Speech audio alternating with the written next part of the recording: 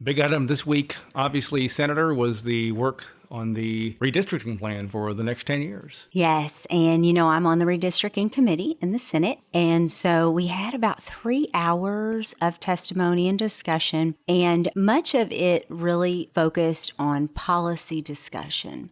However, that's not what we are required to do as far as redistricting. Our charge and the oath that we take is to the Constitution. When it comes to redistricting, it is nonpartisan, and that is the way that it is supposed to be. That is the way that we are charged to look at it, and that is the way that I do look at it. Much of the 3 hours of testimony focused on those of us that are pro-life and insisting that we try to gerrymander.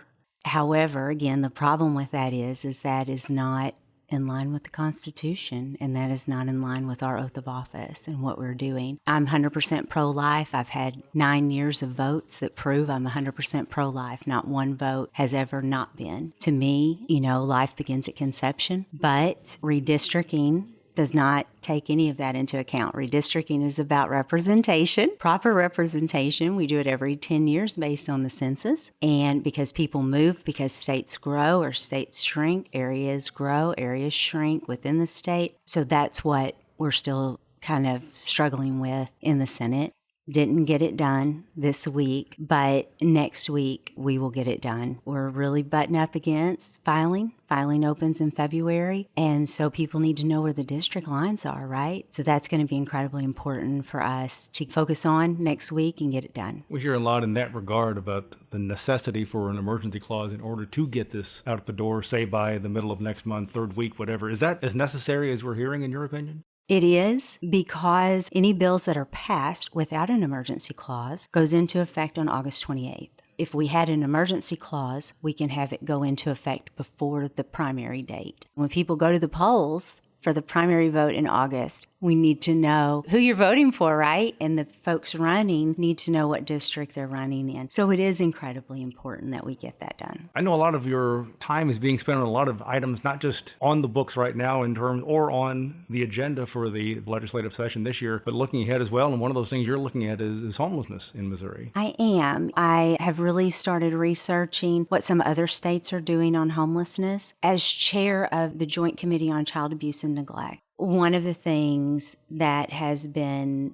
very obvious to me is that we have so many teens that are homeless. And with that, someone who grew up quite different and moved around, we were homeless at times, but we were always in a warm home. We didn't have our own home many times, but we had family that took us in, or a friend that would let us stay at their house. A few weeks one summer I stayed with a great aunt. So I always had a warm home to be in. But in Missouri, you're starting to see more of the encampments pop up, where you have, on days like this week where the temperatures have been so frigid, people living in those encampments die when the temperatures drop below zero. That's inhumane. And so, many years ago, 20 years ago, they started doing this policy across the U.S., and it was an experiment, and thank God for people thinking out of the box. But it was giving permanent housing to the homeless. Well, 20 years later, we've seen that was a failure. Homelessness has grown in the cities that did that the most. Homelessness has more than doubled. And so that's not the answer. The problem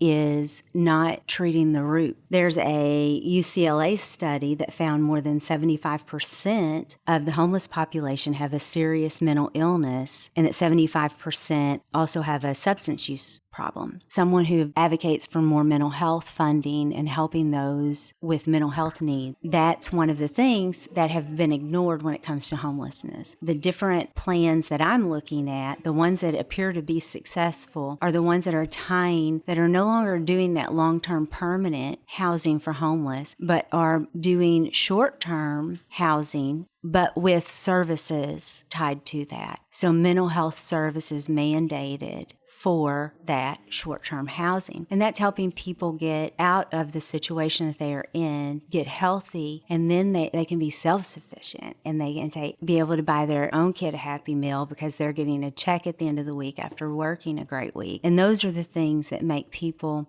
being self-reliant is empowering. I know that. I grew up on welfare and had to quit school at 15 to help take care of my family. When I was able to buy my daughter a Happy Meal out of my paycheck, I was so proud. And something that simple, but I was so proud. And I remember how empowering that was. And so when it comes to the homeless in Missouri, I don't want them sleeping in camps and the frigid temperatures driving them to death. I want them to be able to get healthy and to be able to be self-reliant and put them on a great path. I filed our bill as it goes through the process. The wonderful thing about the legislative process is you have people from all the different aspects of this, that work with homelessness or work with the parks. They'll all weigh in, and then you get a bill that's been massaged and worked through, and people much smarter than me weighing in on it and giving some good input. So I look forward to working on that this year. Looking ahead some more, your legislation getting, I believe, a committee hearing next week that's on the blended classrooms. Yes, so the background checks for those in blended classrooms, and this is a bill I've had several years, and it's just interesting enough, everyone agrees with it. We have people who are adults going on to the high schools, many high schools in the state that have technical classes, and they go in during high school hours, the regular hours, and are in classrooms, so like